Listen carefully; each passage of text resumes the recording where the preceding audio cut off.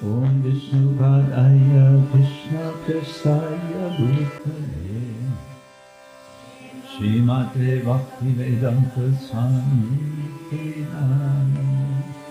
Namaste Saraswati Devi Gauravani Pracharani Nirvishesha Shunyavadi Paschatpadesha Sarani Vancha kalpatarvyasya kripasindhya eva cha Patitanam bhavanebhyo vaishnavebhyo namo namaha.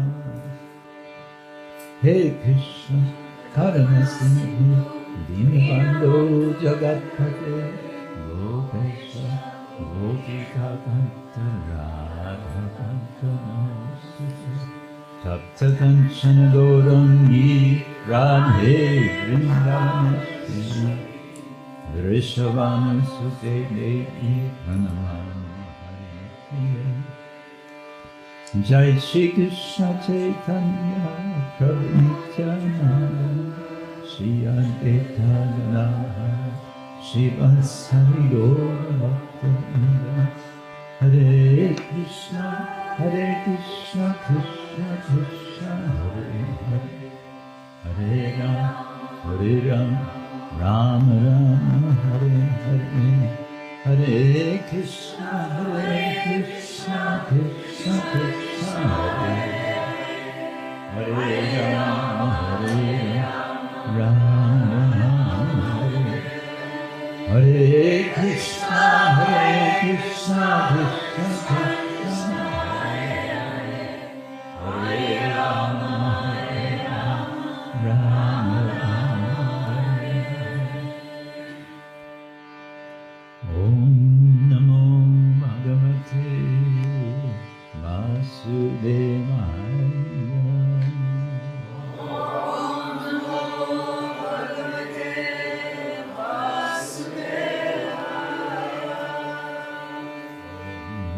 Namo Bhagavate Vasudevaya. Om Namo Bhagavate Vasudevaya. Om Namo Bhagavate Vasudevaya.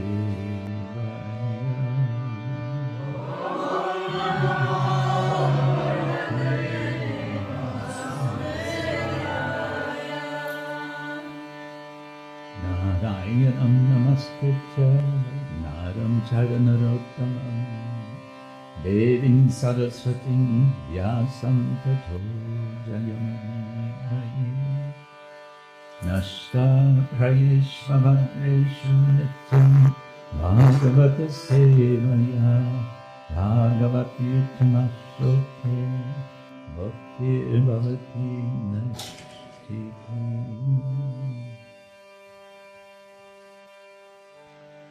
Grantara Śrīmad-Bhāgavatam ki jai, Śrīla Prabhupada ki jai, Shri Nrsimhadeva ki jai.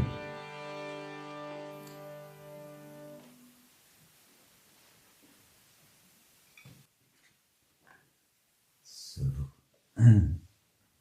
good morning, everyone. It's not as bright and sunny a morning, but it's still a good morning, no? Why is it? What's so good about it? It's the first day of the rest of our life. Very good. That's good. Yes.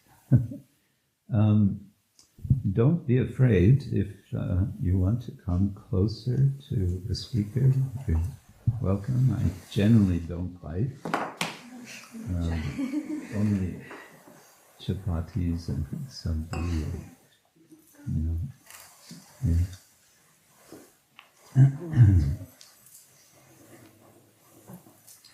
Okay, so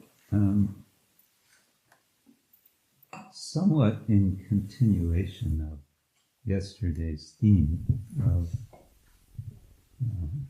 the glories of Nrsimhadev, the glories of Prahlād in particular. I thought to read this verse from 11th Canto Bhagavatam, chapter 14, verse 15. And the purport is also interesting in relation to Madhvacharya. I'm told today is Madhvacharya's appearance. Is that right today? Yes, no, maybe. If it isn't, I had a history teacher in high school. He used to joke. He would say, this such and such happens in, he would give a date, 1848. He was a history teacher. This happened in 1848. And then he would say, well, if it didn't happen in 1848, it should have. Anyway, if it's not Madhvacharya's appearance day, it should be.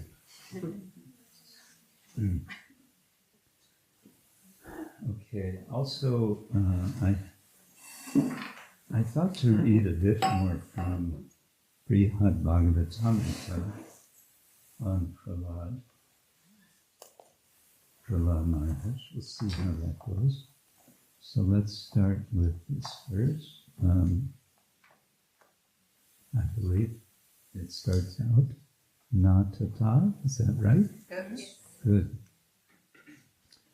Na tathā me priya-tamaḥ. Na tathā me priya-tamaḥ. Na tathā me priya-tamaḥ. Na tathā me priya-tamaḥ.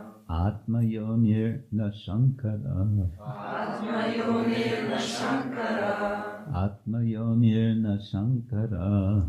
ātma-yoniḥ na śaṅkaraḥ. Na saṅkarṣaṇo na śrīḥ. Na saṅkarṣaṇo na śrīḥ. Na saṅkarṣaṇo na śrīḥ. Na saṅkarṣaṇo na śrīḥ. Naivatma cha yathā bhavān. Naivatma cha yathā bhavān. Naivatma cha yathā bhavān. Naivatma cha yathā bhavān. Na tathā me priya-tamaḥ. Na tathā me priya-tamaḥ. Actually, it's priya-tamaḥ, not priya-tamaḥ. Na tathā me priya-tamaḥ. Na tathā me priya-tamaḥ. You're still chanting priya-tamaḥ. Okay. ātma-yoniḥ na śaṅkaraḥ. ātma-yoniḥ na śaṅkaraḥ. Na saṅkarṣaṇo na śrīḥ. Na saṅkarṣaṇo na śrīḥ. Naivatma cha yathā bhavān. Naivatma cha yathā bhavān. Yes. Na tathā me priya-tamaḥ. ātma-yoniḥ na śaṅkaraḥ. Na saṅkarṣaṇo na śrīḥ. Naivatma cha yathā bhavān. Na tathā me priya-tamaḥ. Na tathā me priya-tamaḥ. ātma-yoniḥ na śaṅkaraḥ. ātma-yoniḥ na śaṅkaraḥ.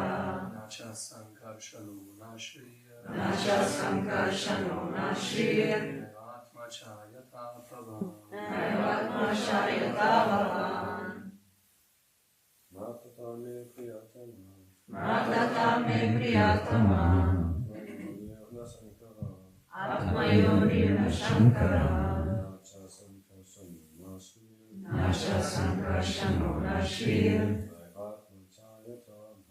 Naivatma cha yathā bhavān. Na tathā me priya-tamaḥ. Na tathā me priya-tamaḥ. ātma-yoniḥ na śaṅkaraḥ. ātma-yoniḥ na śaṅkaraḥ. Na saṅkarṣaṇo na śrīḥ. Na saṅkarṣaṇo na śrīḥ. Naivatma cha yathā bhavān. Naivatma cha yathā bhavān.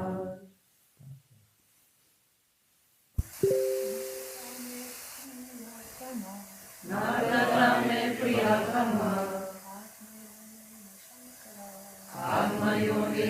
śaṅkaraḥ. Nacha saṅkarṣaṇo na śrīḥ. Ātmā yathā bhavān. Na tathā me priya-tamaḥ. ātma-yoniḥ na saṅkaraḥ. Nacha saṅkarṣaṇo na śrīḥ. Naivātmā yathā bhavān. Very good. We got, I think, 5 times or 6.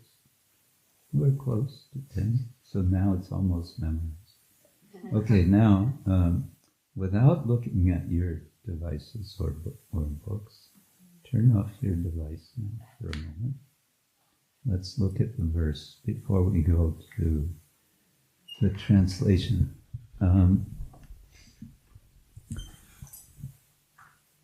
Okay, starting, we can say who is speaking. This is Lord Krishna speaking, and he's speaking to Uddhava. And he's saying something quite simple, straightforward, we can say. So I'm going to ask you if you can kind of recognize some of these words in the verse. Okay? Let's start with priya-tamaḥ. So maybe you know the word priya? Dear. So what could priya-tamaḥ mean? Dearest. Very good. There's priya, there's priya-tara, which would be more dear, and then priya-tamaḥ is most dear. Okay, so we might already be able to get some idea of what Krishna is saying here. And notice it says 1, 2, 3, 4, 5. 5 times the word na. What does na mean? Not. So there's probably going to be a process of elimination here. Not this, not that, not him, not her. Okay? And so one of the persons who is not most dear, priya-tamaḥ, is ātma-yoniḥ. Who could ātma-yoniḥ be?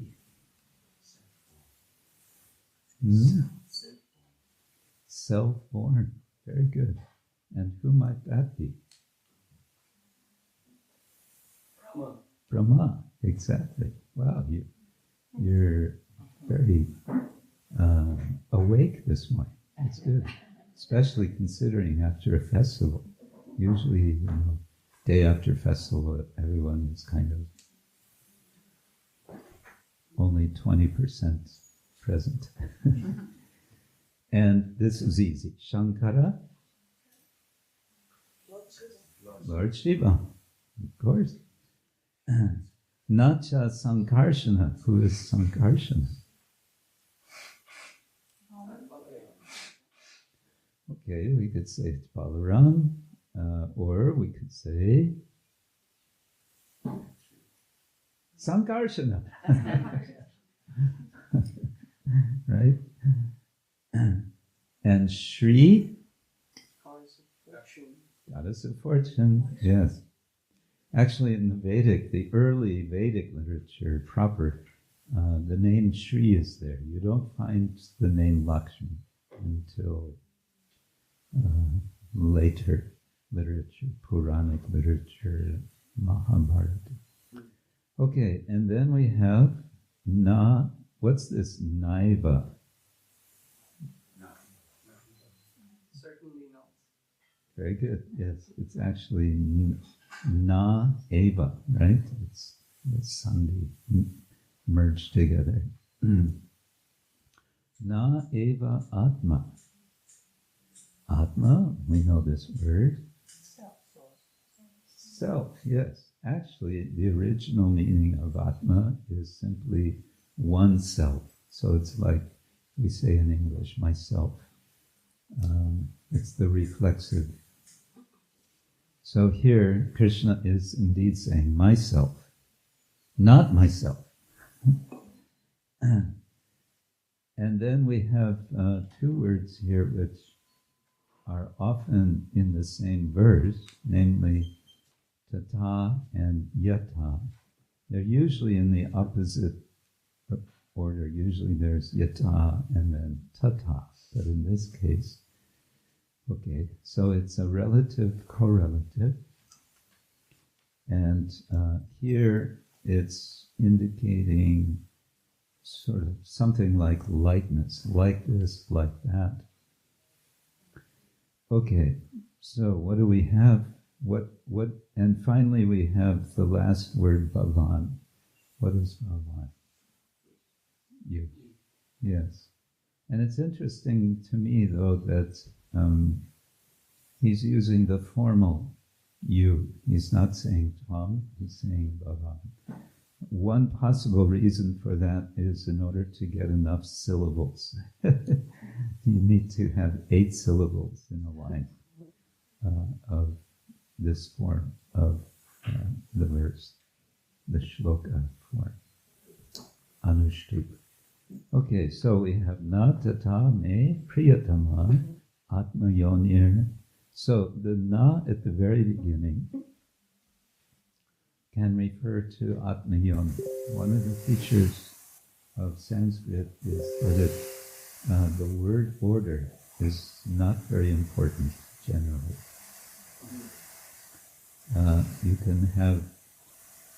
You can't do that in English. In English you have to get the word order right or you can be in trouble.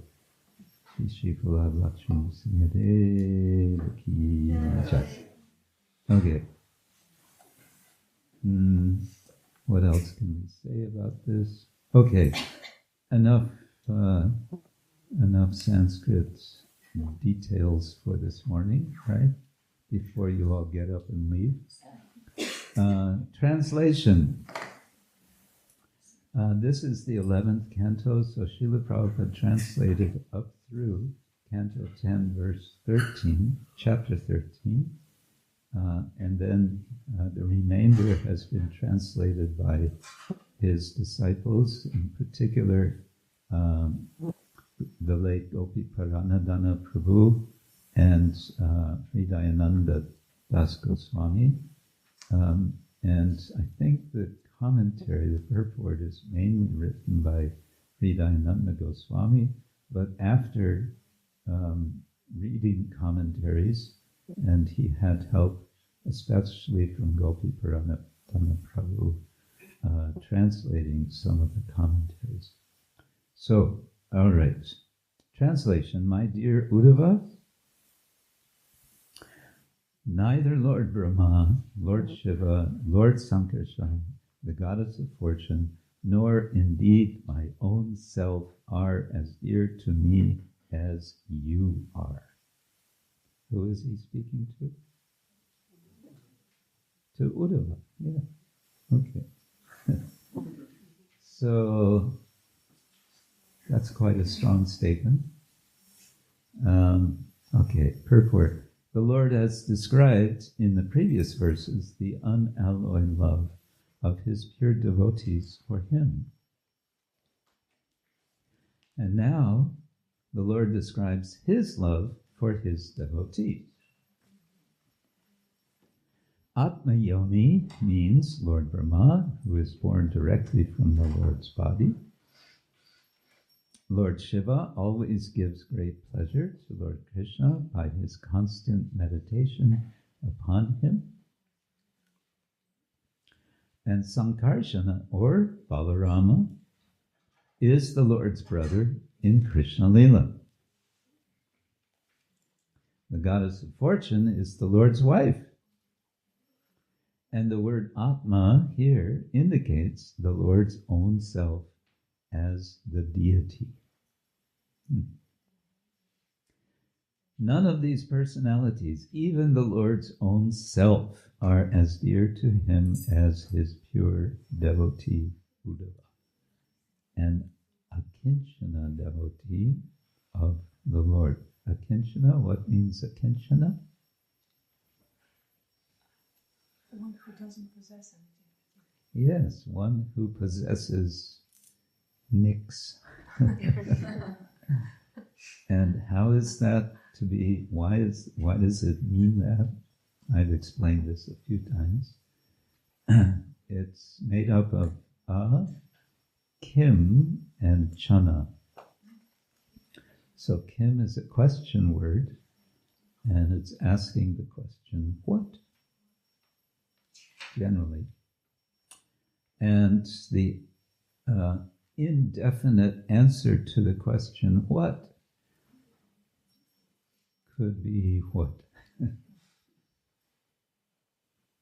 In English, what would you say? If I say, what is this? What is this? And you're going to give a totally unspecific answer, but you're going to give an answer. What could? Something. Yeah. So kinchana means something.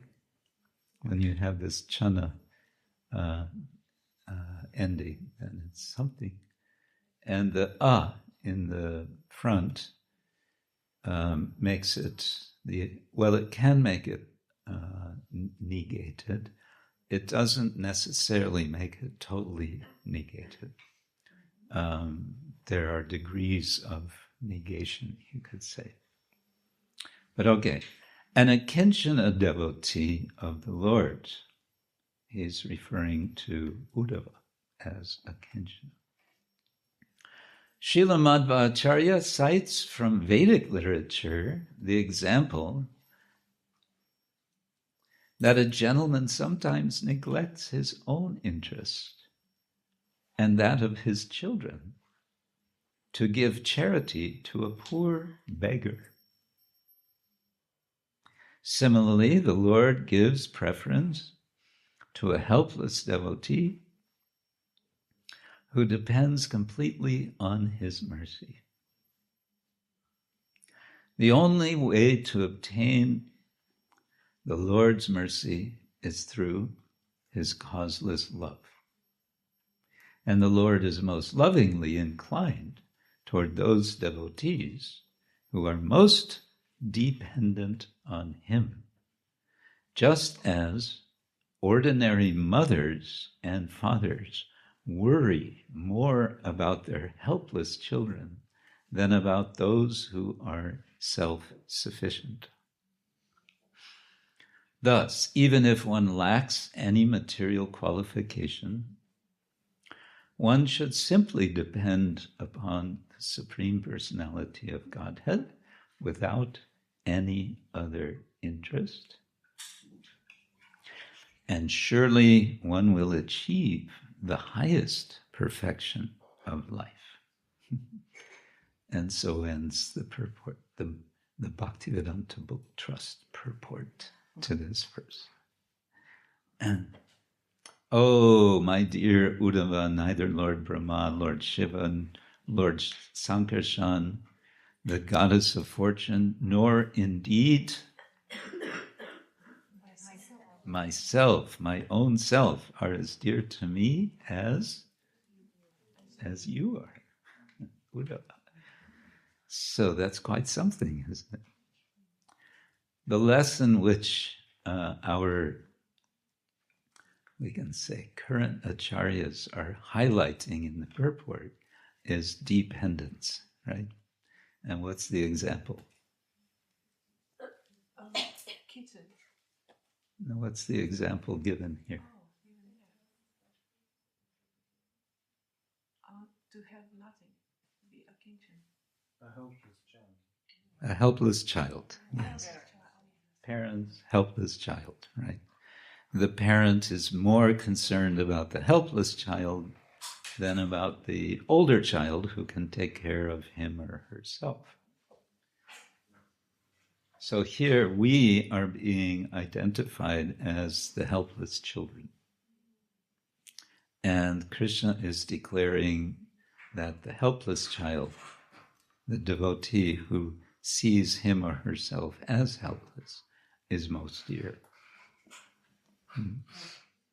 Was Uddhava helpless? We might think about that.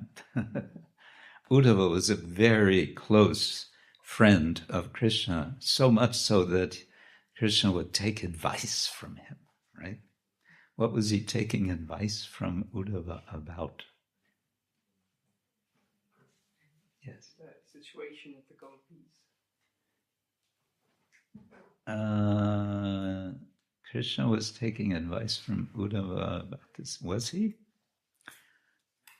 I don't know that he was taking advice from him about the gopis. He was sending Uddhava to the gopis. Yes, Sanjay. I remember that there was, I don't remember how it was, but they were in Dwaraka. And yes, and one messenger came from 20,000 kings who were imprisoned by Jarasandha. And then Maharaj Yudhishthira also wanted to see Krishna. And Krishna, he asked Uddhava what to do. Yes, there was a problem, right? What to do about Jarasandha. And what was Yudhishthira's interest? What did he want to do?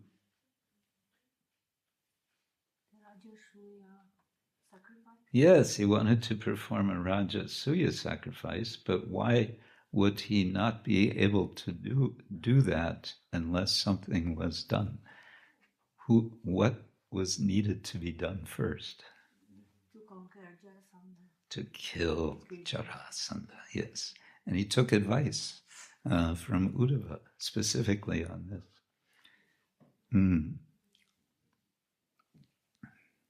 Uddhava is a very exalted devotee. This is a major topic in itself, but we want to focus on Prahlad, and specifically Prahlad as teaching us dependence on the Lord.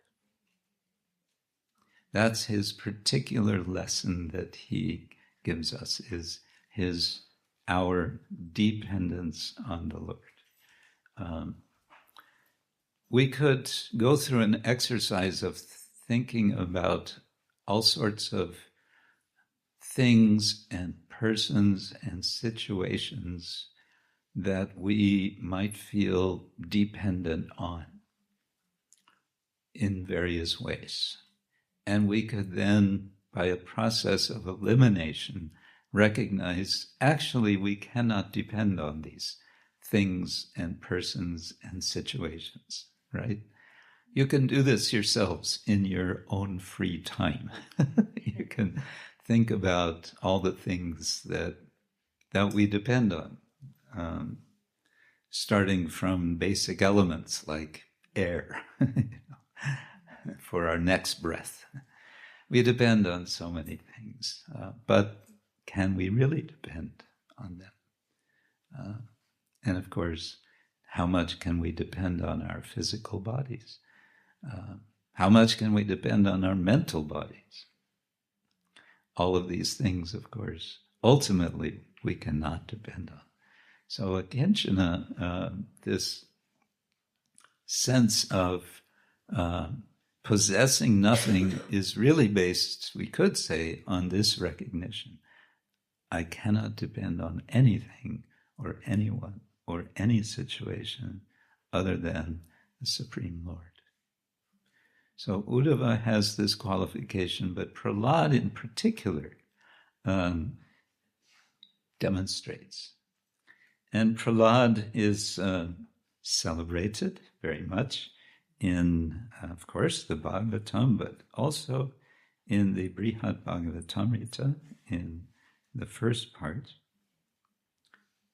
where Narada, as I mentioned yesterday, Narada was advised by Lord Śiva. First, Lord Śiva was saying, no, you're looking for the one who has received the most mercy of the Lord. You've got the wrong person. And he gives so many reasons why not. He says, you should go to Vaikuntha. There you'll find qualified devotees who have received the mercy of the Lord. But then he kind of stops himself and says, actually, you should go see Prahlad. And then Narada takes his advice, and as we read also yesterday, I'll just reread this verse that we read, and then we can continue from there. He says, so Narada is now approaching Prahlad, and he says, while immersed in meditation on Krishna,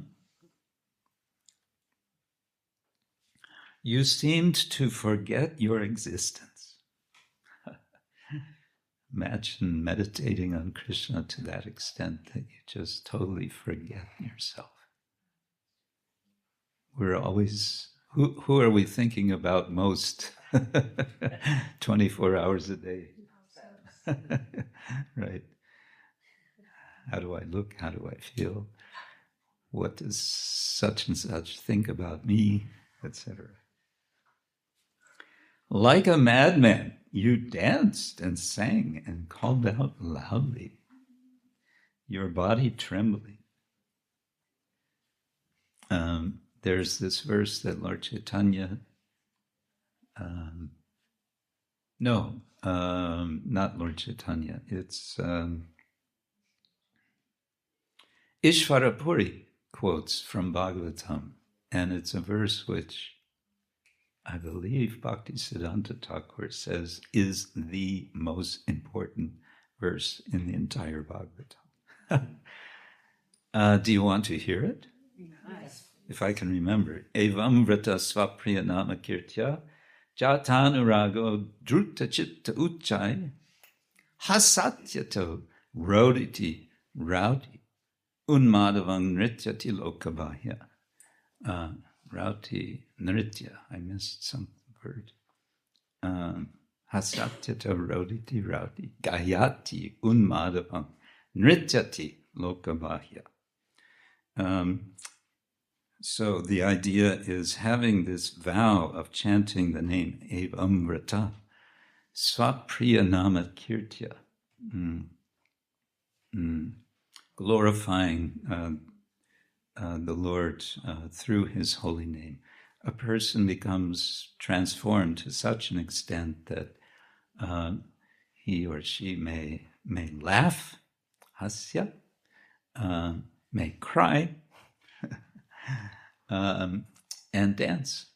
And lokabhaya will be totally not thinking about external conditions, or will regard the world as only external, you could say like that.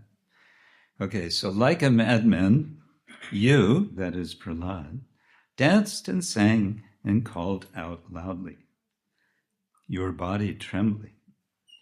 In this way you spread devotional service unto Lord Vishnu, delivering all the worlds from the cycle of material life and filling them with joy.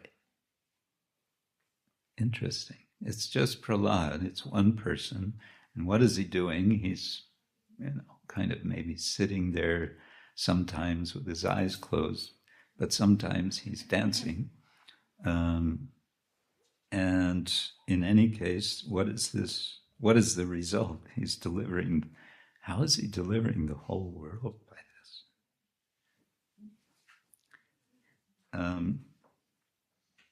So within the commentary to this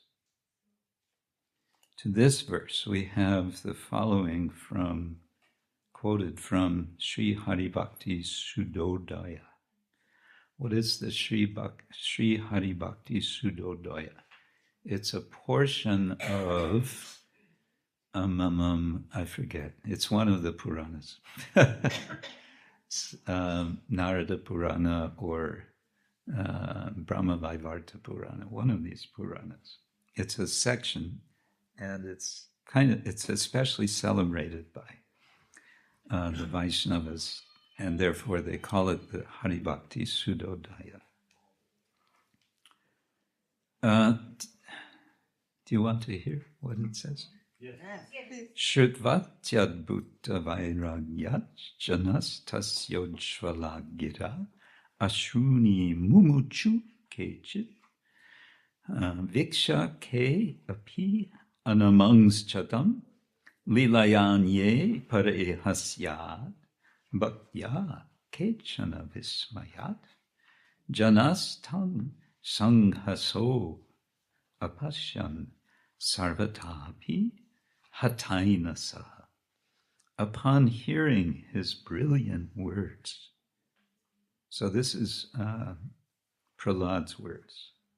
Upon hearing his brilliant words, some people felt an extraordinary sense of detachment from material life and began to shed tears just from hearing his brilliant words. Others who saw him responding by bowing down, others who saw him responded by bowing down to him. Others were amazed to see him playfully laugh and simply stood in groups watching him. All these persons were relieved of worldly contamination. Unquote. Prahlad delivered ordinary people not only by freeing them from unhappiness, but also by giving them the highest happiness of pure devotional service to Vishnu. It mentions Vishnu here because in the Vishnu Purana, Prahlad is described when the attempt is made, so many attempts are made on his life by the minions of Hiranyakashipu.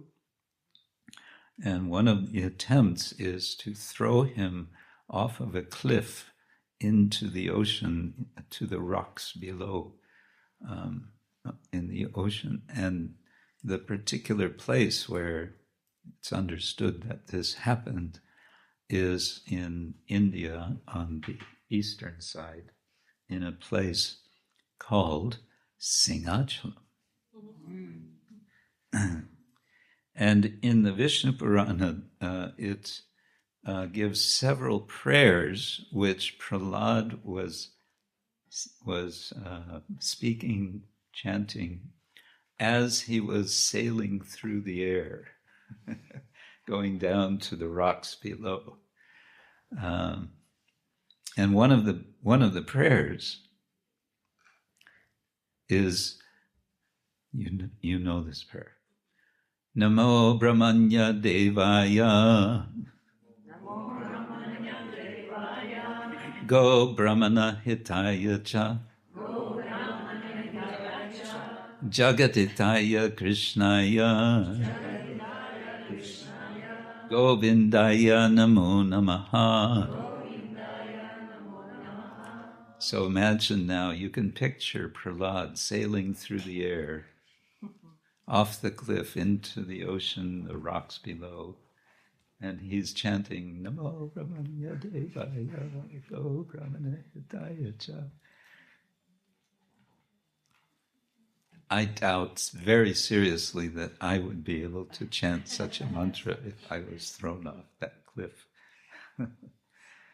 Well, of course, he didn't land on rocks, but rather the Lord appeared. And the Lord appeared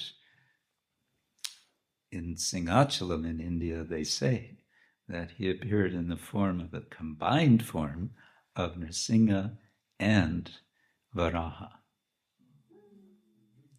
And that form is the form of the deity that is there in Simhachalam, a form which you will only see one day a year.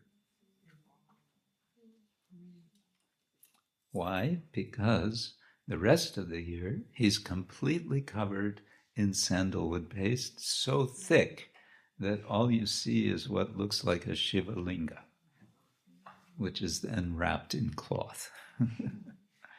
And apparently one day a year, I believe it's in the month of Vaishakha, in April, they have a big festival, And it's probably so many people coming to that festival that you will also not see the deity because of the crowds. I don't know, I haven't been there on that day. So anyway, Prahlad Maharaj worships Lord Vishnu. So shall we read a bit more from Śrīmad-Bhāgavatam about Prahlad? Narada says, when Lord Krishna appeared on the shore of the ocean, he placed you on his lap and caressed you like a mother. Thus, he honored you, ignoring Brahmā, Śiva, and the other demigods, offering prayers, and even ignoring the goddess Padma. So we can, with this verse, we can have this idea as we have darshan of our Sri Sri Prahlad Lakshmi Nrsimha, that the devas are all around and they're desperately trying to pacify the Lord, and the Lord is ignoring them. They're trying their best. They're really, they have so many nice prayers, and they're very expert in Sanskrit, no doubt, but he's ignoring them. Okay, in the commentary to this, we have another verse from the Hari Bhakti Shuddhodaya. It says, Brahmā then requested Prahlad to try to pacify the Lord after all the devas were unable. And here is the Lord's reaction. Tathā eva nivishyanata kritva tam anke sva janaika bandhu shanair vidunvan karapalavena spishan muhur matrivat alilinga. The Lord, who is friendly only to his devotees, then sat down on the ground and put Prahlad on his lap. Gently rocking back and forth, he patted Prahlad on his lotus head and embraced him repeatedly as a mother embraces her child. Matrivat, like a mother. Alilinga means repeatedly, means embracing. Muhur means again and again. Sprishan means touching. So nice. So I was saying yesterday, we can actually, it's appropriate to think of Nrsimhadev in this particular form with Prahlad on his lap, being like a mother embracing the child.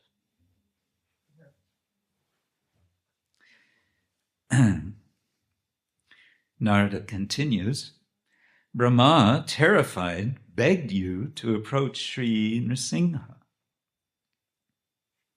And when you fell at the Lord's divine lotus feet, the Lord stood up and raised you from the ground. He put his lotus hand upon your head and began to lick your entire body.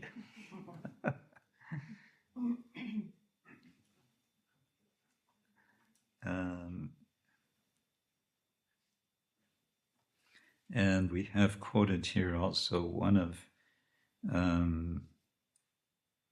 no, it's not one of his prayers. Let's see. Okay, it's confirmed in the Brihad Narasingha Purana, Lilihe tasya gatrani svapotasyeva keshari. Lord Nrsimha licked Prahlad's limbs as an ordinary lioness grooms her cub. cub means baby lion.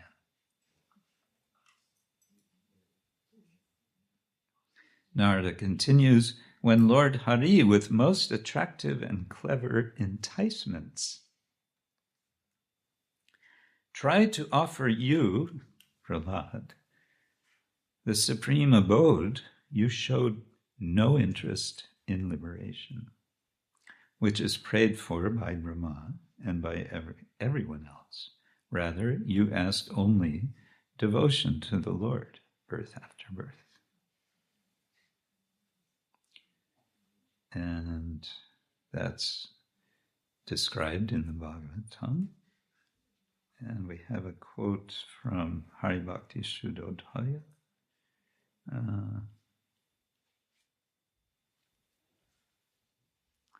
So this is Nrsimhadev. Let's see.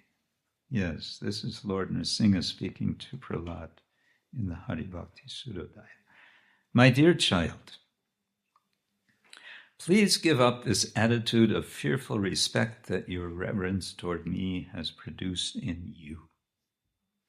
I do not so much like this sentiment in my devotees. Instead, just feel free to express your love for me.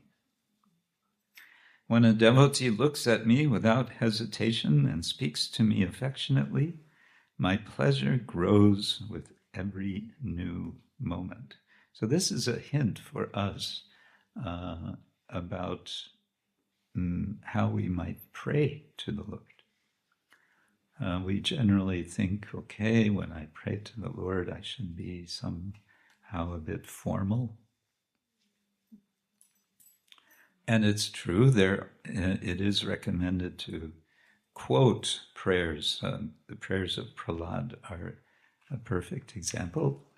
Chapter 9 of Canto 7, many prayers of Prahlad are there, including his expression to Nrsimhadev, Naivodvijay paraduratyaya vaitaranyastva-virya gayana mahamrina makta chitta shoche tato vimakachet tas indriyartha maya sukhaya varam Uddhava vimudha. You know this verse, no? Yes, Akila Brahma. What does it say? Oh my Lord, I have no problems. I'm not afraid of this world. My only concern is for the fools and the rascals who are endeavoring to gain material happiness. I'm only concerned with love for them. Very good, thank you. Yes.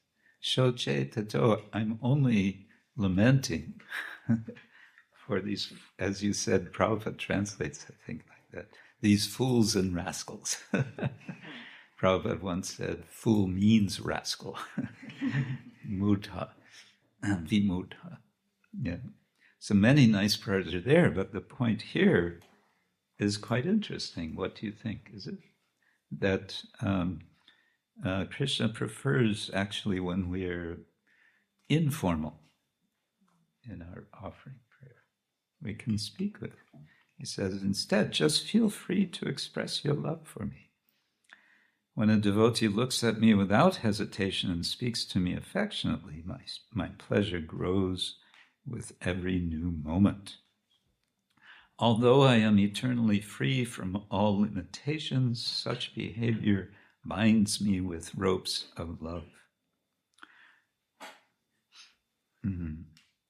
Although I am unconquerable, my devotees can conquer me.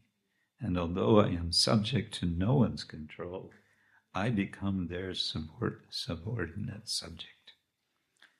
I belong only to him who has shown his love for me by giving up all affection for family and possessions. Oh, now it gets serious.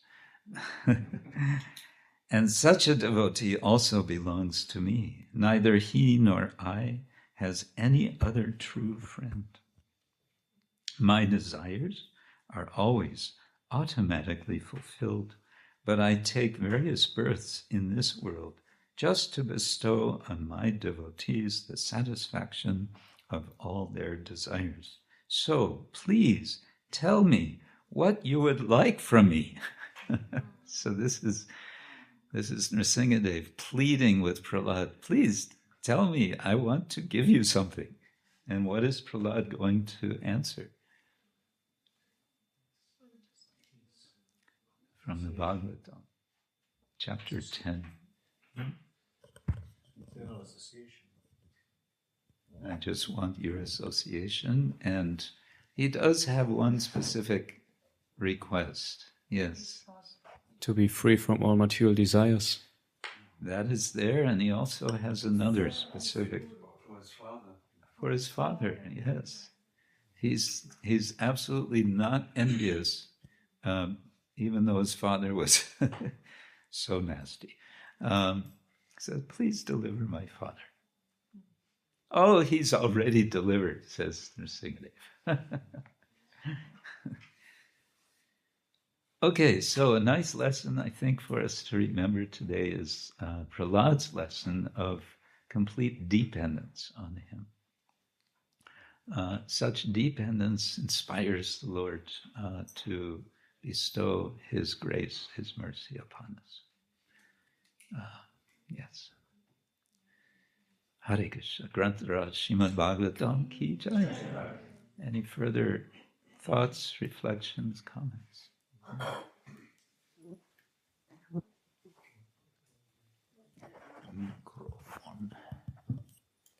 Thank you so much, Maharaj, for such a wonderful lecture. My question is, Prahlad Maharaj is the great Bhagavato Mahan, and he knew the scriptures even when in the womb of his mother. So he knew about this, that people get Sarupya Mukti when delivered by the hands of the Lord. So why did he feel the need to ask Nrsingadev if his father will be delivered or not? Why did he feel the need to ask his father, to ask Nrsingadev to deliver his father, knowing that, I understand. You're saying, being a Mahabhagavata, he would certainly know that.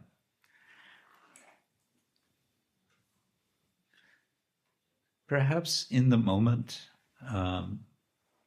imagine yourself, you're there right in front of Nrsingadev. You might have all scriptural knowledge, and still you might feel kind of, wow. Isn't it? You might be in a bit of,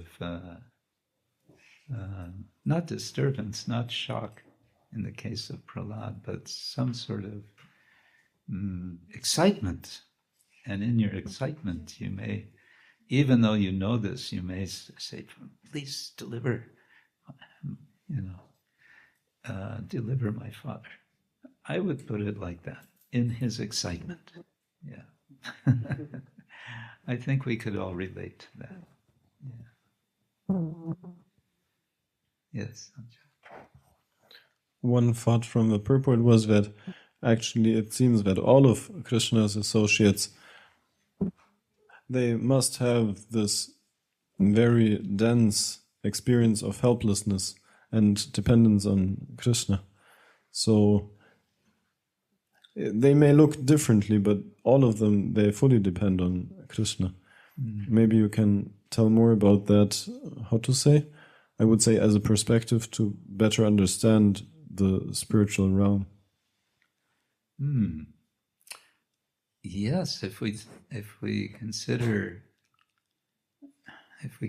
of course, so many episodes in Krishna Lila as a child in Vrindavan. Whenever there's danger, what do the residents of Vrindavan do? They call out, Krishna, help, help, help. When Indra sends his Samvartaka clouds and it looks like there's no hope, they call for Krishna. When the coward boy, when the forest fire is burning, what do? They call for Krishna. When the boys march into agasura, just to have some adventure, considering there could be some danger, they also think it's okay because Krishna will save us, and so on. Any other examples of this you want to remember? Of Krishna, of the residents of Vrindavan, depending on Krishna. Anyway, those, huh? When Indra, Krishna, they asked, when Indra wanted to drown all the inhabitants. I just mentioned that. Yeah. The pastime of Arishtashura, when he took a form of bull and terrorizing Vrindavan. Did the residents call for Krishna at that time? His friends. Yeah. Mm-hmm. Yeah. Practically, whenever anything happened, they would call for Krishna. So, yeah, they were feeling that dependence. And at the same time, they were not thinking he is the great and powerful Lord. Most of the time, not. Now and then it would be revealed, right? When Nanda Maharaj is pulled down to Varuna, and then the demigods are there, and Krishna, they see, everyone sees actually how Varuna is worshipping Krishna. They understand how great Krishna is. And then Nanda Maharaj appreciates how great Krishna is when he sees all the demigods and Varuna. And then Nanda Maharaj reports to the other, his friends, the cowherd, and they're all like, oh, wow, that's great, that's amazing. And then Krishna decides to kind of pull the clouds away, if there are any clouds, to show them, to reveal to them Goloka. And so for a short time they see Goloka, and they see Krishna in Goloka, and they're amazed. And for a short time they're thinking, wow, how amazing, Krishna. And we're all part of it, but then they forget. Because if they would keep remembering who is Krishna, then they couldn't play with him anymore. How are you going to play with Krishna? How are you going to steal Krishna's lunch if Krishna is God? You know.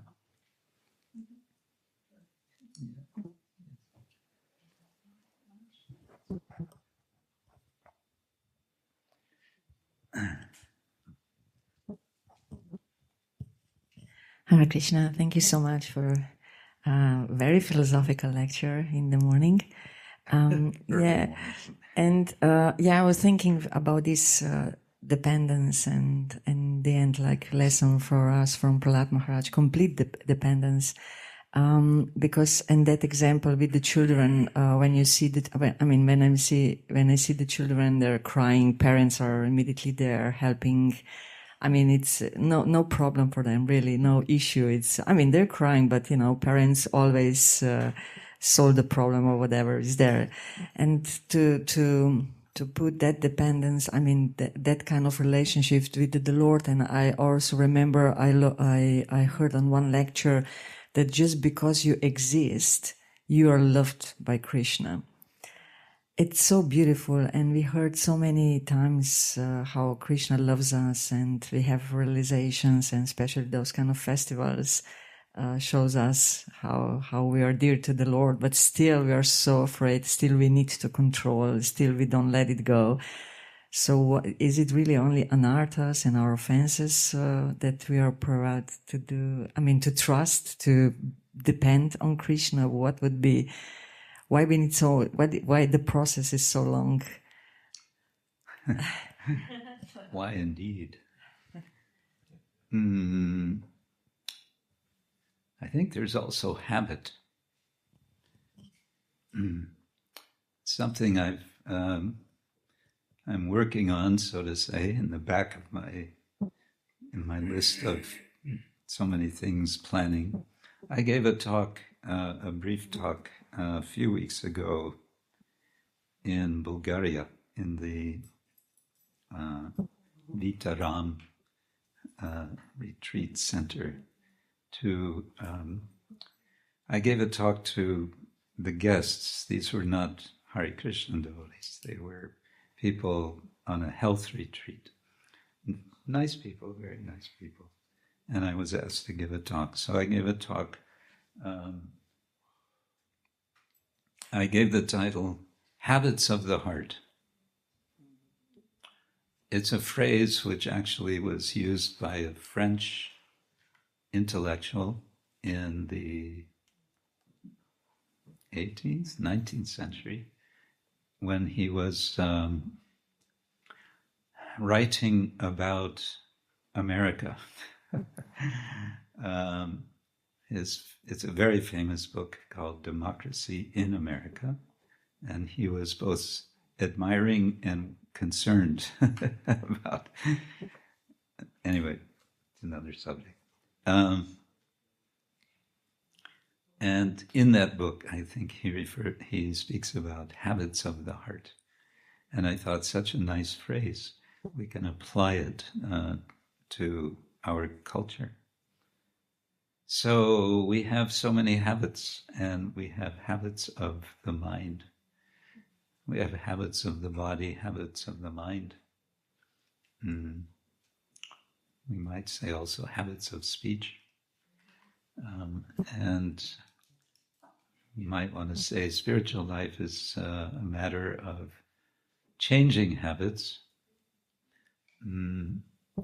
whereby one way to think about habits is they're like rivers.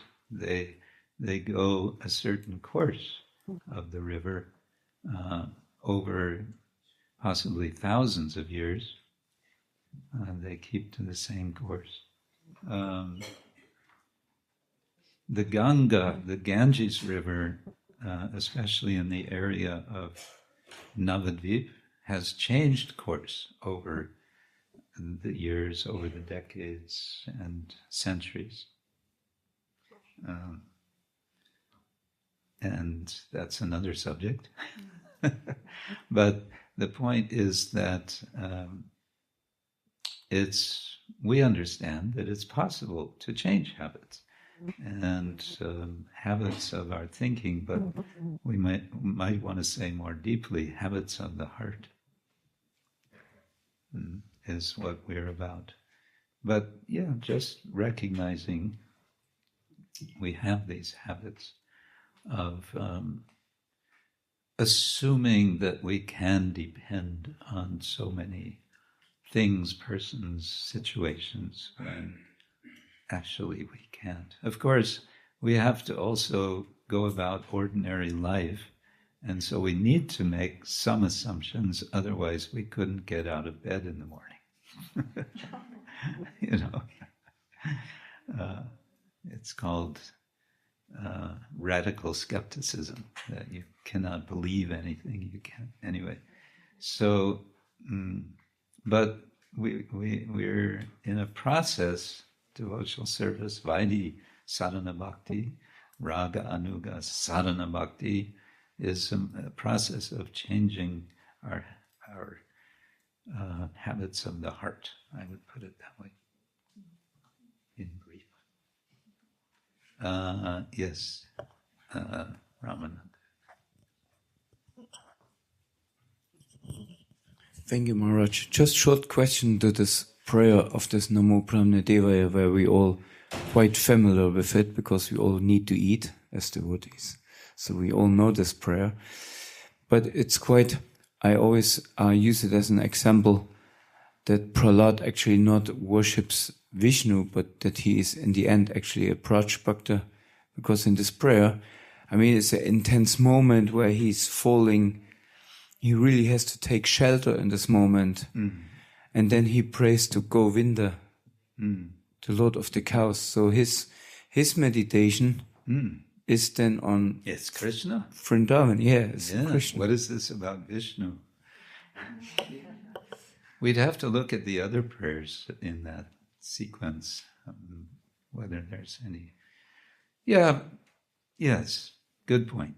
I would just say that Vishnu is a kind of broad category. Hari is another kind of generic name for the Lord. Vishnu is a kind of generic name and inclusive.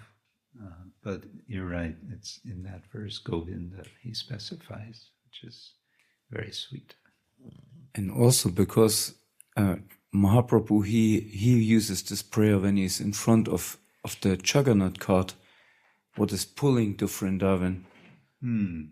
This is what in the Chaitanya Charitamrita and there. Yeah, nice, thank you. Yes.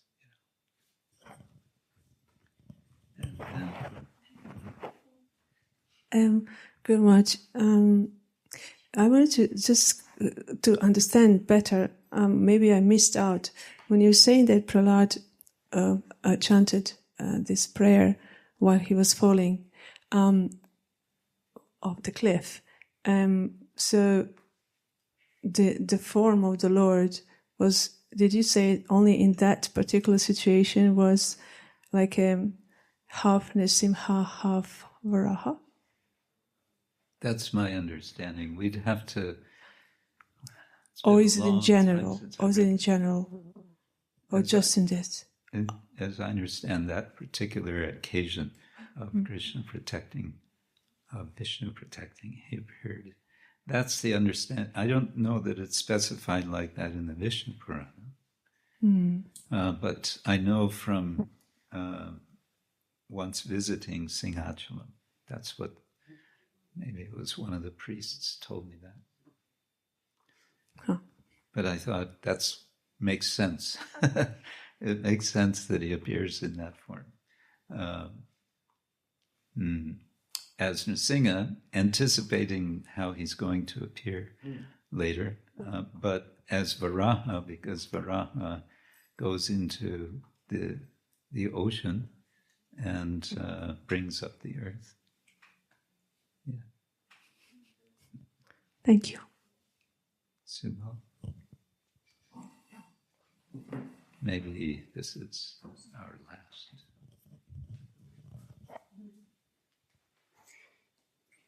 Hare Krishna Guru. Yeah. Thank you for a nice class. Just regarding this prayer of Prahlad Maharaj, because I was also interested in it, I looked up those verses from the Vishnu Purana before and afterwards. At least some amount. And yeah, for sure, it seems like Prahlad Maharaj is worshipping Krishna in that prayer. And for sure it could be. Just the verses afterwards and before, they're quite clearly stating names of Vishnu, like Vishvaksena and different names like this. So yeah, I was a little bit wondering about that, but just to mention. Krishna, Vishnu, Vishnu, Krishna. Srila Prabhupada sometimes would say we have no argument with those who say that Vishnu is the primordial, original form of the Lord. So we have no argument. If they want to understand that way, that's fine.